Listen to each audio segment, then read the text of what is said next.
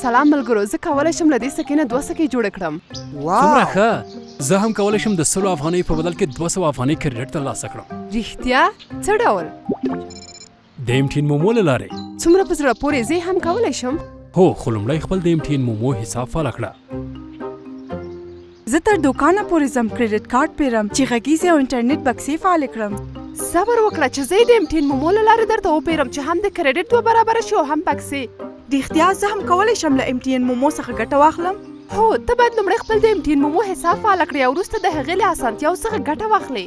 د MTN تر ټولو نږدې څانګې ته مراجعه وکړئ یا له 209 شمېرې سره اړیکه ونیسئ او خپل د مومو حساب فعال کړئ او د کریډټو غږیزو او انټرنیټ بکسو په پیرولو سره له 100 سلنه وړیا ګټو څخه خوند واخلئ. همداراز تاسو کولی شئ د MTN مومو له لارې پیسې واستوئ او ترلاسه کړئ او خپل د برېښنا بل ادا کړئ. MTN په هر ځای کې له تاسو سره.